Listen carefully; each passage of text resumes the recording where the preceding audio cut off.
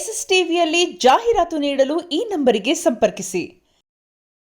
ನಾನು ಅಲ್ಲಿಂದ ಕಂಟಿನ್ಯೂ ಹೇಳ್ತೀನಿ, ಯಾಕಂದರೆ ಅದಾದಮೇಲೆ ನನಗೆ ಆ್ಯಕ್ಚುಲಿ ನನ್ನ ಸರ್ಕಲಲ್ಲಿ ನನ್ನ ಇಂಡಸ್ಟ್ರಿ ಫ್ರೆಂಡ್ಸ್ ಎಲ್ಲರಿಗೂ ಗೊತ್ತಿತ್ತು. ಯಾಕಂದರೆ ತುಂಬ ಜನ ಫೋನ್ ಮಾಡಿ ನನಗೆ ಸ್ಯಾಟರ್ಡೇ ನೀನು ಹೇಳಿದ ಕತೆ ಇದೆ, ಸೆಕೆಂಡ್ ಹಾಫಲ್ಲಿ ಅದೇ ಮಾಡಿಕೊಟ್ಟಿದ್ದಾರೆ. ಆಮೇಲೆ ನಾನು ಕೃಷ್ಣವ್ರಿಗೆ ಕತೆ ಹೇಳಿದ್ದು ನಾನು ಶೇರ್ ಮಾಡ್ತೀನಿ, ಯಾಕಂದ್ರೆ ನಮ್ಮ ಡೈಲಾಗ್ ರೈಟ್ರಿಗೆ ಗೊತ್ತು, ಇವ್ರಿಗೆಲ್ಲ 5-6 ವರ್ಷದ ಹಿಂದೆನೇ ಗೊತ್ತು ಆ ಕತೆ. ಗುರು ಸರ್ಗೆ ನಾನು ಯಾವಾಗ ಹೇಳಿದ್ದೀನಿ ಅದಕ್ಕೆ ಮುಂಚೆನೇ ಅದು 2-3 ಸಲ ನಾನೇ ಸಿನಿಮಾ ಮಾಡಬೇಕಂತ ಹೋಗಿದ್ದೀನಿ. ನಿಮ್ಮ ಒಬ್ಬ ಜರ್ನಲಿಸ್ಟ್ ಅವ್ರಿಗೂ ಕೂಡ ತುಂಬ ಗೊತ್ತು, ನಾನು ಅವ್ರ ಹೆಸರು ಹೇಳಲ್ಲ, ಅವ್ರು ನಿಮಗೆ ಗೊತ್ತಿರುತ್ತೆ, ನಂಗೆ ತುಂಬ ಆತ್ಮೀಯರು. ಅವರು ಕೂಡ ಒಂದೊಂದು ಪ್ರೊಡ್ಯೂಸರ್ ಜೊತೆ ಮೀಟ್ ಮಾಡಿಸಿ ಅದೇ ಕತೆ ನಾನು ಹೇಳಿದ್ದೀನಿ ಒಂದು 6-7 ಇಯರ್ಸ್ ಬ್ಯಾಕು. ಸೊ ಅವರೆಲ್ಲ ಹೇಳಿದಾಗ ನಂಗೆ ಬೇಸರ ಆಗಿ, ಒಬ್ಬ ರೈಟ್ರು ಒಂದು ಕಥೆನ ಹಿಂಗೆ ಈಸಿಯಾಗಿ ಬ್ರೀಚ್ ಮಾಡ್ತಾರೆ ಅನ್ನೋದು ಬೇಜಾರಲ್ಲಿ ನಾನೊಂದು ಇಂಡೈರೆಕ್ಟಾಗಿ ಯಾರು ಹೆಸರನ್ನ ಹೇಳಿದೆ ನಾನು ಒಂದು ಪೋಸ್ಟ್ ಮಾಡಿದ್ದೆ ಸಂಡೇ. ಸೊ ಅಂದರೆ ಹೆಂಗೆ ನಾವು ಪ್ರಿಕಾಷನ್ಸ್ ತಗೋಬೇಕು ಒಂದು ಕಥೆನ ಒಬ್ರಿಗೆ ಹೇಳ್ಬೇಕಾದ್ರೆ, ಅಂದರೆ ಎಷ್ಟೇ ದೊಡ್ಡ ವ್ಯಕ್ತಿ ಆದರೂ ಕೂಡ ನಾವೊಂದು ಅವತ್ತು ನಮ್ಮ ಹತ್ರ ವಾಯ್ಸ್ ರೆಕಾರ್ಡರ್ ಒಂದು ಇದ್ದಿದ್ರೆ, ನಾನೀಗ ಅಂದರೆ ಕತೆ 1.5-2 ಗಂಟೆ ನಾನು ನರೇಟ್ ಮಾಡಿದ್ದೀನಿ ಅವ್ರಿಗೆ. ಅದಕ್ಕೆ ಮುಂಚೆ ಮಾತಾಡಿದ್ದು ಅದಾದಮೇಲೆ ಕತೆ ಮೇಲೆ ಡಿಸ್ಕಷನ್ ಆಗಿದೆ ಎಲ್ಲ ಅದ್ರಲ್ಲಿ ರೆಕಾರ್ಡ್ ಆಗ್ತಿತ್ತು. ಸೊ ಅದರಿಂದ ಈಸಿಯಾಗಿ ನಾವು ಅದನ್ನು ಇದು ಮಾಡ್ಬೋದಿತ್ತು. ಅದರಿಂದ ನಾನು ಬೇಸರವಾಗಿ ಅದೆಲ್ಲ ಡೀಟೇಲ್ ಏನೇನು ಮಾಡ್ಬೋದು, SWL ರಿಜಿಸ್ಟ್ರೇಷನ್ ಮಾಡಬೇಕು, ಪ್ರತಿ ಹಂತದ ಕಥೆಯನ್ನು ನಾವು ಮೇಲ್ ಮಾಡ್ಕೋಬೇಕು. ಸೊ ಎಲ್ಲರಿಗೂ ಒಂದು ಮಾನದಂಡ ಆಗಲಿ ಅನ್ನೋ ಕಾರಣಕ್ಕೆ ನಾನು ಅದನ್ನು ನೋವಿಂದ ಮೇಲ್ ಮಾಡಿದ್ದು. ಆ ಪೋಸ್ಟ್ ಸಿಕ್ಕಾಪಟ್ಟೆ ವೈರಲ್ ಆಯಿತು. ಆಮೇಲೆ ಅದನ್ನು ಡಾಟ್ ಕನೆಕ್ಟ್ ಮಾಡಿಕೊಂಡು ಯಾರಿಗೆ ನಾನು ಹೇಳಿದ್ದು ಅನ್ನೋದೆಲ್ಲ ಕನೆಕ್ಟ್ ಆಯಿತು. ಆಮೇಲೆ ತುಂಬ ಜನ ಮೀಡಿಯಾದವರು ಮತ್ತು ನನಗೆ ತಂತ್ರಜ್ಞರು, ಡೈರೆಕ್ಟ್ರುಗಳು, ತುಂಬ ಜನ ದೊಡ್ಡ ದೊಡ್ಡ ಡೈರೆಕ್ಟ್ರುಗಳು ಕೂಡ ನಿಮ್ಗೆ ಅನ್ಯಾಯ ಆಗಿದೆ, ನೀವು ಡೈರೆಕ್ಟಾಗಿ ಹೇಳಿದ್ರೂ ತಪ್ಪಿಲ್ಲ, ನೀವು ಹಿಂಗೆ ಕಲ್ಲು ಹೊಡೆದ್ಬಿಟ್ಟು ಸುಮ್ಮನೆ ಆಗ್ಬಿಟ್ರೆ ಅದು ಬೇರೆ ಇದಾಗುತ್ತೆ, ಏನು ಆಗಲ್ಲ, ಅದು ನಿಮ್ದು ಅರಣ್ಯ ರೋದನ ಥರ ಆಗ್ಬಿಡುತ್ತೆ ಅನ್ನೋ ಥರದಲ್ಲಿ ಹೇಳಿದ್ರು. ಸೊ ಇಲ್ಲಿ ನನಗೇನು ಭಯ ಇಲ್ಲ ಅನ್ನೋ ಥರದಲ್ಲಿ ನಾನು ಏನಾಯಿತು ಅನ್ನೋದು ತುಂಬ ಸಭ್ಯ ಭಾಷೆಯಲ್ಲಿ ತುಂಬ ಪ್ರೊಫೆಷ್ನಲ್ ಆಗಿ ನಾನು ಬರೆದೆ. ದಿಸ್ ಈಸ್ ಹ್ಯಾಪಂಡು, ನಾನು ಯಾವಾಗ ಗುರುದೇಶಪಾಂಡೆ ಅವ್ರಿಗೆ ಹೇಳಿದೆ ಅಲ್ಲಿಂದ ಏನಾಯಿತು ಅನ್ನೋದನ್ನು ಅವ್ರು ಏನು ಹೇಳಿದ್ರು ಅದೇ ಸೇಮ್ ಡೇಟಲ್ಲಿ ಏನಾಯಿತು ಅನ್ನೋದನ್ನು ನೀಟಾಗಿ ಬರೆದೆ. ಅದಾದಮೇಲೆ ನಿಮಗೆ ಗೊತ್ತದು ಸಿಕ್ಕಾಪಟ್ಟೆ ವೈರಲ್. ಸೊ ಅದಾದಮೇಲೆ ನನಗೆ ಅದನ್ನು ಡಿಫೆಂಡ್ ಮಾಡ್ಕೊಳ್ಳೇಬೇಕೀಗ, ನಾನು ಕತೆ ಅಂತ ನಾನು ಹೇಳಿದ ಮೇಲೆ. ಸೊ ಅದ್ರ ಮೇಲೆ ನಾವು ಚೇಂಬರಿಗೆ ಕಂಪ್ಲೇಂಟ್ ಮಾಡಿದ್ವಿ. ಸೊ ಅದ್ರ ಮೇಲೆ ನಮ್ಮ ಮೇಲೆ ಏನು ಡಿಫಾಮೇಷನ್ ಕೇಸ್ ಹಾಕ್ತಾರೆ ಅಂತೆಲ್ಲ ಬಂತು. ಸೊ ಆ ಥರದ್ದೆಲ್ಲ ಏನೇನೋ ಇನ್ಸಿಡೆಂಟ್ ಆಯಿತು. ಸೊ ಅದನ್ನ ಆದಮೇಲೆ ಈಗ ಇವತ್ತು ಅವರು ಪ್ರೆಸ್ ಮೀಟು ನಾವು ವೆಯ್ಟ್ ಮಾಡ್ತಿದ್ವಿ ಏನು ಹೇಳ್ಬೋದು ಅವ್ರ ಕಡೆಯಿಂದ. ಬಟ್ ಇಡೀ ಪ್ರೆಸ್ ಮೀಟು ನಾನು ನೋಡಿದಾಗ ಅವರು ಕತೆ ನಾನು ಹೇಳಲಿಲ್ಲ ಅಥವಾ ನಮ್ಮಿಂದ ಇನ್ಸ್ಪೈರ್ ಆಗಿಲ್ಲ ಅನ್ನೋದಕ್ಕೆ ಅವ್ರು ಏನೂ ಡಿಫೆಂಡ್ ಮಾಡ್ಕೊಂಡಿಲ್ಲ. ತುಂಬ ಉಡಾಫೆ ಆಗಿ, ತುಂಬ ವ್ಯಂಗ್ಯವಾಗಿ mister legendary writer, mister legendary director Guru Deshpande ಅಂತ ಏನೇನೋ ಹೇಳೋಕ್ಕೆ ಸ್ಟಾರ್ಟ್ ಮಾಡಿದ್ರು, ಅಲಿಗೇಷನ್ ಮಾಡೋಕ್ಕಾದ್ರು. ಇಲ್ಲ ನಾವು ಮುಂಚೆನೇ ಬರೆದಿದ್ದೀವಿ ಅದನ್ನು, ಅಂದರೆ ಏನಾದ್ರು ಡಾಕ್ಯುಮೆಂಟೇಷನ್ ತೋರಿಸಿದ್ರೆ ನಾವು ಅದನ್ನು ಓಕೆ ಅಪ್ಪ ಒಪ್ಕೊಬೋದಿತ್ತು, ನಾನು ಸಾರಿ ಕ್ಷಮೆನೂ ಕೇಳ್ತಾ ಇದ್ದೆ. ಅವ್ರು ಮುಂಚೆ ನಾವೇ ಅದೇ ಸ್ಟೋರಿ ಲೈನ್ ಮೇಲೆ ಬರೆದಿದ್ದಾರೆ ಅಂತ ಆ ಥರದವ್ರು ಏನೂ ಮಾಡಲಿಲ್ಲ.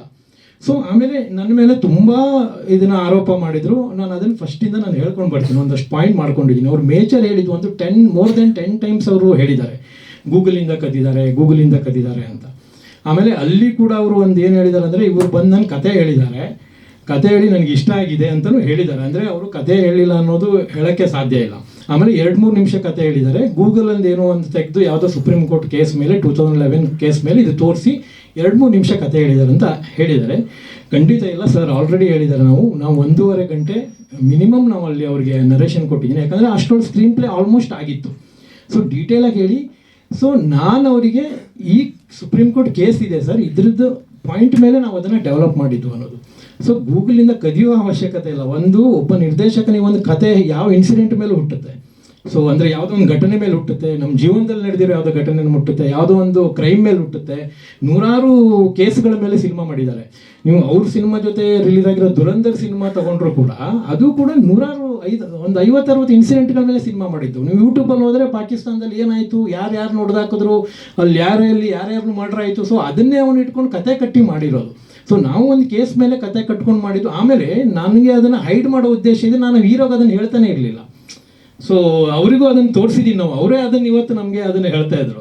ಸೊ ಅದ್ರ ಉದ್ದೇಶ ಅಲ್ಲಿ ಹೈಡ್ ಮಾಡೋದೇನಿಲ್ಲ. ಆಮೇಲೆ ನಾವು ಸ್ಕ್ರೀನ್ ಪ್ಲೇಲೇ ಎಂಡ್ ಸ್ಕ್ರೋಲಿಂಗ್ ಟೈಟಲ್ಲೇ ಅದನ್ನೆಲ್ಲ ಡೀಟೇಲ್ ಬರ್ತಿದ್ದೀವಿ ನಾವು. ಅದು ನಮ್ಮ ಡಾಕ್ಯುಮೆಂಟೇಷನ್ 3 ವರ್ಷ ಇದರಲ್ಲಿ ಎಂಡ್ ಟೈಟಲ್ ಸ್ಕ್ರೋಲ್ ಆಗುತ್ತೆ. ಅದು ಈ ಕೇಸ್ ಹಿಂಗಾಗಿದೆ, ಆಮೇಲೆ ಬಯೋಲಾಜಿಕಲ್ ಪೇರೆಂಟ್ಸ್ ಇದ್ರ ಮೇಲೆ ಬೇರೆ ಏನೇನು ಕೇಸ್ ಆಗಿದೆ, ಯಾವ ಇಸ್ವಿಯಲ್ಲಿ ಏನು ಕೇಸು, ಸುಪ್ರೀಂ, ಇದೆಲ್ಲ ಡೀಟೇಲ್ ಪೇಪರ್ ಕಟ್ಟಿಂಗ್ಸು ನಾವು ಅದೆಲ್ಲ ಎಂಡ್ ಟೈಟಲ್ ತೋರಿಸೋ ಉದ್ದೇಶನೂ ಇದೆ. ಸೊ ಅದರಲ್ಲಿ ಏನೂ ಇಲ್ಲ, ಅವ್ರು ಹೇಳೋ ಆರೋಪದ ಮೇಲೆ ಅದಕ್ಕೆ ಏನೂ ಇಲ್ಲ. ಸೊ ಆಮೇಲೆ ಇನ್ನೊಂದು ಏನು ಅಂದರೆ, ಅವರು ನಮ್ಗೆ ಹೇಳಿದ್ರು ಇನ್ನೊಂದೇನೆಂದರೆ ಕತೆ ನಾವು ಅದನ್ನು ಮಾಡಲಿಲ್ಲ ಅಂತ. ಆವಾಗ ಕತೆ ಹೇಳಿದ ಮೇಲೆ ಅವರು ಒಂದೇ ವಿಚಾರ ಮಾತಾಡಿದ್ದು, ನಾವು ಒಂದು ಮಗು ಮೇಲೆ ಕತೆ ಮಾಡ್ಕೊಂಡಿದ್ವಿ, ಲವ್ ಮಾಕ್ಟೇಲ್ 3. ಯಾಕಂದರೆ ಎರಡೂ ಮಗು ಕಾನ್ಸೆಪ್ಟ್ ಮೇಲೆ ಸಿನಿಮಾ ಆಗೋದ್ರಿಂದ ಸೊ ಕ್ಲಾಶ್ ಆಗುತ್ತೆ, ಎರಡು ಬ್ಯಾಕ್ ಟು ಬ್ಯಾಕ್ ಚೆನ್ನಾಗಿರಲ್ಲ. ಆಲ್ರೆಡಿ ನಾವು ಅದು ಅವ್ರದ್ದು ಗೊತ್ತು ಪಾರ್ಟ್ 3 ಆಗಿರೋದ್ರಿಂದ, ಅದು ಸೆಕೆಂಡ್ ಪಾರ್ಟ್ ಮಗು ಮೇಲೆ ಎಂಡ್ ಆಗಿರೋದ್ರಿಂದ ನಾವು ದಟ್ಸ್ ಫೈನ್, ಓಕೆ, ಅವರು ಅದು ಮಗು ಮೇಲೇ ಕತೆ ಮಾಡಬೇಕು ಅವರು ಥರ್ಡ್ ಪಾರ್ಟು. ಸೊ ಆ ಕಾರಣಕ್ಕೆ ಅವರು ಇದನ್ನು ಮಾಡಲ್ಲ ಅಂತ ಹೇಳಿದರು ಅಂತ ನಾವು ಬಂದಿದ್ದೀವಿ. ಸೊ ಮಗು ಮೇಲೆ ಕಥೆಯಿಂದ ಮಾತ್ರಕ್ಕೆ ನಾವು ಹೇಳಿದ ಕಥೆನೇ ಆಗಬೇಕಂತೇನಿಲ್ಲ. ಮಗುವನೀಗ ಅನಾಥಾಶ್ರಮದಿಂದ ತಗೊಂಡ್ಮೇಲೆ ಅವರು ಏನಾದ್ರು ಕತೆ ಮಾಡ್ಬೋದು. ಅಂದರೆ ಮಗುನ ಡೆವಲಪ್ ಆಗುತ್ತೆ, ಅಥವಾ ಮಗುನ ಯಾರೋ ಕಿಡ್ನಾಪ್ ಮಾಡ್ತಾರೆ, ಅಥವಾ ಮಗುಗೆ ಯಾವುದೋ ಕಾಯಿಲೆ ಬರುತ್ತೆ, ಅಥವಾ ಏನೋ ಮಗು ಜೊತೆ ಟ್ರಾವೆಲ್ ಹೋಗ್ತಾರೆ. ದೇರ್ ಸೋ ಮೆನಿ, ಮಗು ಮೇಲೆ ತುಂಬ ಕಥೆಗಳು ಬಂದಿದೆ.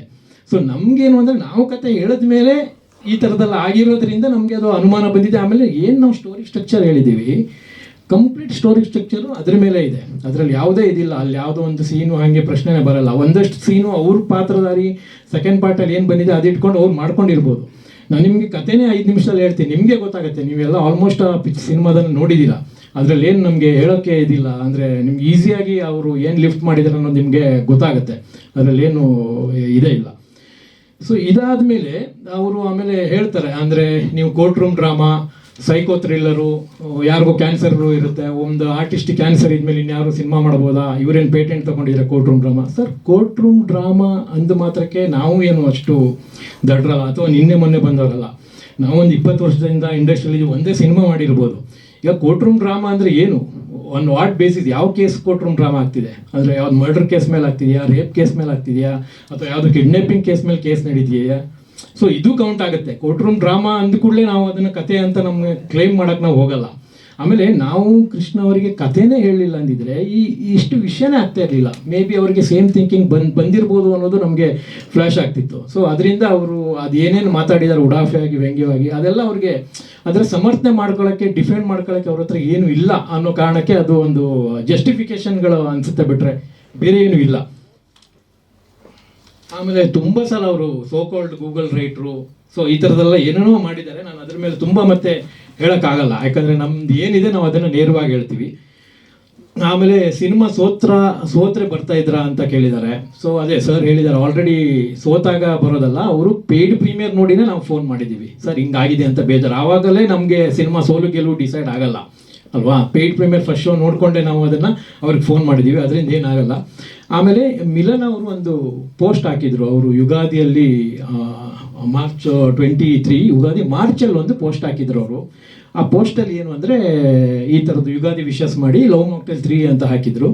ಸೊ ಅದನ್ನು ಇವತ್ತು ಪ್ರೆಸ್ ಮೀಟಲ್ಲಿ ಹೇಳಿದರು. ಅವ್ರಿಗೆ ಅಂದರೆ ಸಾವಿರಾರು ಕಮೆಂಟ್ ಬಂತಂದೆ, ಕತೆ ಹಿಂಗೆ ಮಾಡಿ, ಹಾಗೆ ಮಾಡಿ, ಹೀಗೆ ಮಾಡಿ ಅಂತೆಲ್ಲ ತುಂಬ ಕಮೆಂಟ್ಗಳು ಬಂತು ಅಂತ ಹೇಳಿದ್ರು. ಆವಾಗ ಕೃಷ್ಣ ಅವರು ಹೇಳಿದ್ರು, ಒಂದು ಸಾವಿರಾರು ಜನ ಸಜೆಸ್ಟ್ ಮಾಡಿದ್ದಾರೆ ಹಿಂಗೆ ಕತೆ, ಅದು ಯಾವುದು ಬೇಡ, ಅದಕ್ಕಿಂತ ಅದ್ಭುತವಾಗಿ ನಾವೇನಾದ್ರು ಮಾಡಬೇಕು ಅಂತ ಅವರು ಡಿಸೈಡ್ ಮಾಡಿದರು. ಅಂದರೆ ಅದನ್ನು ಮೀರಿಸುವಷ್ಟು, ಅಂದರೆ 1000 ಕಮೆಂಟಲ್ಲಿ ಬಂದಿರೋದು ಪಾಯಿಂಟ್ ಮೀರಿಸುವಷ್ಟು ಅವರು ಅದ್ಭುತವಾಗಿ ಮಾಡಬೇಕು ಅಂತ ಡಿಸೈಡ್ ಮಾಡಿದ್ರಂತೆ. ಅವ್ರು ಏನು ಹೇಳ್ತಾರೆ ಅದು ಯುಗಾದಿ ಅದಾಗಿ 4 ತಿಂಗಳಲ್ಲೇ ನಾವು ಕತೆ ಹೇಳಿದ್ದೀವಿ ಅವ್ರಿಗೆ. ಸೊ ನಾನು ನಿಮಗೆ ಒಂದು ಆ ಡಾಟ್ ಕನೆಕ್ಟ್ ಮಾಡೋಕ್ಕೆ ನಾನು ಹೇಳ್ತಾ ಇರೋದು, ಅವ್ರು ಹೇಳಿರೋದು ಇನ್ಸಿಡೆಂಟ್ ಇಲ್ಲಿ. ಸೊ ಆಮೇಲೆ ನಿಮ್ಮ ಪ್ರೀವಿಯಸ್ ಸಿನಿಮಾ ಯಾರಾದರೂ ಆರೋಪ ಮಾಡುವವರು, ನಿಮ್ಮ ಪ್ರೀವಿಯಸ್ ಸಿನಿಮಾ ಏನು, ಸೊ ಅವ್ರು ಏನು ಮಾಡಿದ್ದಾರೆ ಅಂದ್ಕೊಂಡು ಮಾತಾಡಬೇಕು ಅನ್ನೋ ಥರ. ಸರ್, ಈಗ ನಾನು ಸಕ್ಸಸ್ಫುಲ್ ಅಲ್ಲದೆ ಇರ್ಬೋದು, ಸೊ ನನ್ನ ಯೋಗ್ಯತೆನ, ನನ್ನ ಸಕ್ಸಸ್ ಇದ್ರ ಮೇಲೆ ಅಳಿಬಾರ್ದು. ಯಾಕಂದರೆ ನಾನು ಏನು ಪ್ರೂವ್ ಮಾಡಿಲ್ಲ ಅನ್ನೋ ಕಾರಣಕ್ಕೆ ನನ್ನ ಆರೋಪ ಮಾಡಬಾರ್ದು ಅಂತ ಏನಿಲ್ಲ, ಅಥವಾ ನೀವು ಆಲ್ರೆಡಿ ಪ್ರೂವ್ಡ್ ಆಗಿದ್ದೀರಿ ಅನ್ನೋ ಕಾರಣಕ್ಕೆ ನೀವು ಮಾಡಿದ್ದ ತಪ್ಪನ್ನು ನಾನು ತೋರಿಸ್ಬಾರ್ದು ಅಂತಲೂ ಏನಿಲ್ಲ. ಸೊ ಆ ಥರದ್ದು ಅವರು ಏನೋ ಹೇಳಿದ್ದಾರೆ. ಸೊ ಅಂದರೆ ಗೆದ್ದವ್ರು ಮಾತ್ರ ಇದು ಮಾಡಬೇಕು, ಗೆದ್ದವ್ರು ಮಾತ್ರ ಆರೋಪ ಮಾಡಬೇಕು, ಉಳಿದವ್ರಿಗೆಲ್ಲ ಮಾಡೋಕ್ಕೆ ಹಕ್ಕಿಲ್ಲ ಅಂತ ಅವರು ಹಂಗೆ ಹೇಳೋಕ್ಕೆ ಆಗಲ್ಲ. ಬೇಕಂದ್ರೆ ತಪ್ಪು ಮಾಡಿದ್ರೆ ಯಾರು ಕೂಡ ಅದು ತಪ್ಪೇ, ನಾವು ಅದನ್ನು ಯಾರು ಬೇಕಾದರೂ ನೇರವಾಗಿ ಹೇಳ್ಬೋದು. ಆಮೇಲೆ ಒಂದ್ಸಲ ಹೇಳ್ತಾರೆ ಗೋವಾಕ್ಕೆ ಹೋಗಿ ಅವ್ರದ್ದೇ ವಿಡಿಯೋ ಬೈಟ್ಸಲ್ಲಿ 4-5 ದಿನದಲ್ಲಿ ಕತೆ ಮಾಡಿದ್ದೀವಿ ಅಂತಾರೆ. ಇನ್ನೊಂದ್ಸಲ 4 ವರ್ಷ ಕತೆ ಮಾಡಿದ್ದೇವೆ ಅಂತಾರೆ. ನನ್ನ ಹತ್ರ ಒಂದು ವಿಡಿಯೋ ಕ್ಲಿಪ್ಪಿಂಗ್ಸೇ ಇದೆ, ನನ್ನ ಸ್ನೇಹಿತರು ಈಗ ನನಗೆ ಕಳಿಸಿದ್ರು ಅದನ್ನು. ಅದರಲ್ಲಿ ಮಿಲನ್ ಅವ್ರು ಹೇಳ್ತಾರೆ, ಸೊ 4-5 ವರ್ಷದಿಂದ ನಾವು 2022 ಕತೆ ಮಾಡೋಕ್ಕೆ ಸ್ಟಾರ್ಟ್ ಮಾಡಿದ್ವಿ, 23-24ವರೆಗೂ ಕತೆ ಮಾಡಿದ್ವಿ ಅಂತ ಮಾಡಿ ಕೊನೆಗೆ ಯಾವುದೂ ಇಷ್ಟ ಆಗಿಲ್ಲ. ಕೊನೆಗೆ 25ಅಲ್ಲಿ ಒಂದು ಲೈನ್ ಸಿಕ್ತು ಅಂತ. ನಾವು ಆಲ್ರೆಡಿ ಕತೆ ಹೇಳಿ 23 ಅಲ್ಲ ಅವರಿಗೆ.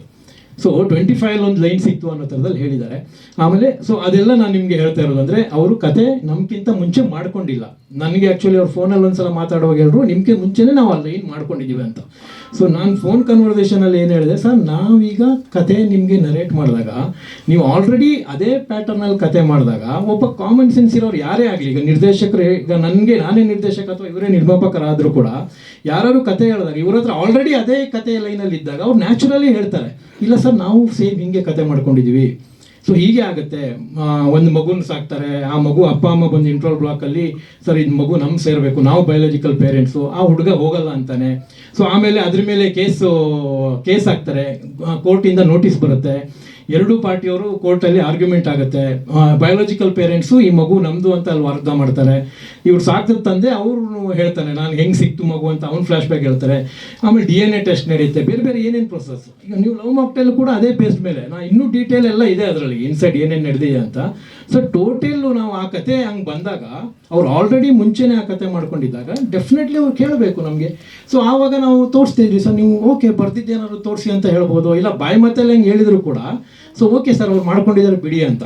ಸೊ ನಾವು ಅದನ್ನು ಹೇಳ್ತಾ ಇದ್ವಿ. ಸೊ ಆ ಥರದ್ದೇನು ಆಗಲಿಲ್ಲ. ಸೊ ಹಂಗಾಗಿರೋದ್ರಿಂದ ನಾನು ಅದನ್ನು ಆ ಥರದವ್ರು ಕೇಳಲಿಲ್ಲ ಅದನ್ನು. ಆವಾಗ ಅವರ ಸೇಮ್ ಕತೆ ಅವ್ರ ಹತ್ರ ಇದ್ದಿದ್ದರೆ ಅವರು ಡೆಫಿನೆಟ್ಲಿ ಅದನ್ನು ಹೇಳ್ತಾ ಇದ್ರು. ಆ ಟೈಮಲ್ಲಿ ಅವ್ರ ಹತ್ರ ಕತೆ ಇರಲಿಲ್ಲ, ಅವರು ಜಸ್ಟ್ ಮಗು ಮೇಲೆ ಸಿನಿಮಾ ಮಾಡಬೇಕು ಅಂತ ಅಂದ್ಕೊಂಡಿದ್ರು ಅಷ್ಟೇ. ನಾವು ಕತೆ ಹೇಳಿದ್ವಿ, ಅದಾದಮೇಲೆ ಟ್ರೈ ಮಾಡಿದ್ದಾರೆ, ಆಗಿಲ್ಲ. ಮೋಸ್ಟ್ಲಿ ನಮ್ಮ ಕತೆ ಅವರಿಗೆ ಕನೆಕ್ಟ್ ಆಗಿರ್ಬೋದು, ಇಮೋಷ್ನಲ್ ಬ್ಲಾಕು. ಸೊ ಅಂತ ನಮ್ಮ ಒಂದು ಆರೋಪ ಅವ್ರ ಮೇಲೆ.